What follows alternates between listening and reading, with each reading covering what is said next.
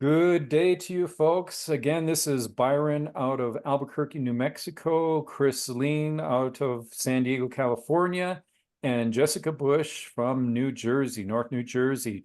And we're speaking on behalf of our channel, Admitted Advice on College Admissions and Testing.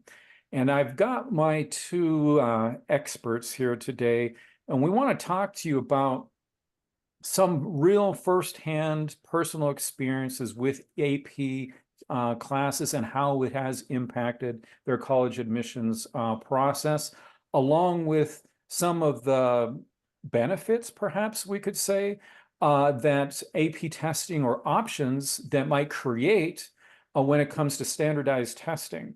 So let me just ask you, Jessica, first of all, you've got some firsthand experiences. What can you share with us about what you've experienced personally, or maybe it's your own daughter? Yep. All right, Yeah, go hi, ahead. everyone. Thanks, Byron. Yeah, it was interesting because my daughter took a number of AP classes, and I use this a lot when I'm talking to parents about when they're first starting out with, the kids are first taking their first AP classes. Um, of course, as we talked last one, see our last session about how AP classes can bump your GPA. But many times, for example, this happened to my daughter with AP Physics. She took AP Physics and she did very well in the class, but when it came to the actual test, she got a 1. Now, granted, it's the hardest test on the entire list of percentages of students that get it higher, 4 or 5s. But Not everybody may know what a one out of Okay, so it's scored in a 1 through 5. Mhm, 5 is the top, 1 is the lowest. mhm. So she got a 93 in the class, but she got a 1 on the test. Wow. Yeah, then it happens.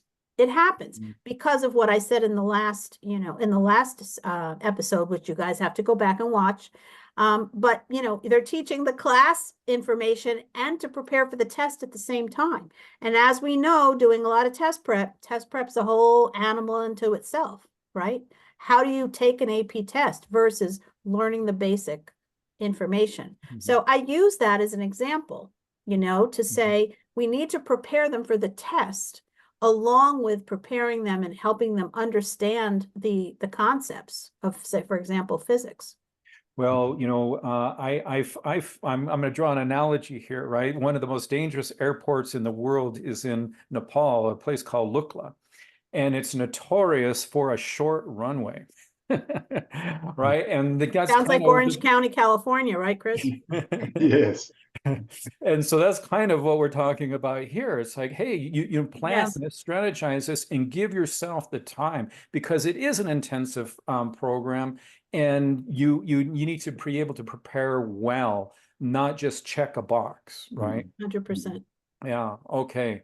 So, did you want to add anything else to that, or shall we have Chris pipe in here? I think Chris can pipe in, then I'll All come right. back. Chris, you got your experience. I'd love to hear from you. Piping away, yes. Well, it's interesting because that last point in particular, not the Nepal airport, although that's an interesting discussion. Maybe we should have an episode on that as well. But as Jessica mentioned, kind of just stepping back for a second, why is there this exam at the end of a very rigorous course? Why not just have a regular school test, right? Aren't kids under all this stress and pressure? Well, interestingly enough, I mean, and of course, there's opinions on all sides, but what does the data say? And what does the life, anecdotal experience say? When you take an exam like an AP exam, or for that matter, SAT or ACT, PSAT, they are preparing you for the types of exams that you're going to face in college.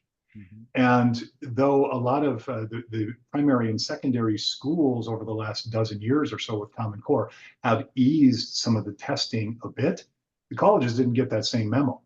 And so what's happened is many times you'll see students with strong GPAs, but don't always, they're not always what they would consider to be the strongest test takers. Mhm. So Exactly. just for that reason alone, sometimes these courses like the AP or even SAT and ACT, we like to look at them as not merely exam prep, but really college prep and student prep because it's stretching them into how do I do more than just a multiple choice test. Mhm. And this way with the AP, they get to, even in the preparatory phases leading up to it, There's a lot of essay and sometimes brief examples. They call them FRQs, the types of responses that they're going to write and according to prompts. And there's a lot of very critical thinking ways that they develop that in AP classes that in most cases just aren't happening in the standard types of classes. So there are a lot of benefits that way. The other thing is folks can go to the College Board website or other websites and see the distribution of scores from 1 to 5 for each of the different exams longitudinally over many years. And you will find that some of the exams have less than roughly 60% for all the students scoring in the 3, 4, and 5, and some are more, but you can see through time which ones are quote unquote harder. There's another element to that, in that you look at physics, you look at things like US history, and some of the ones that are entry-level AP types of classes, they tend to have a broader distribution of students taking them. So sometimes you won't see as many high scores in those areas, and it can be a little bit more of a flattened curve. And again, as we discussed in the last episode, many times the prerequisites haven't been fully strengthened before somebody goes into physics or whatnot. So it is important. Speak with your counselor, speak with other parents who have had kids that have gone through similar classes, and make sure that you're fully informed before selecting that AP course for your son or daughter. Well, one of the advantages of being able to, talk with a local office like ours at Tutor Doctor is that we can talk to you about, the various, we can ask the right questions so that you can get the right answers, right? And provide a lot of insight into your journey, because it's a whole lot more than simply checking a box. And we're here to help you come up with a plan that's going to get you to where you want to go. That's what this is all about, right? We're not doing this just because it's fun. Maybe for some it is, but there's a goal, there's an objective that we're trying to accomplish here.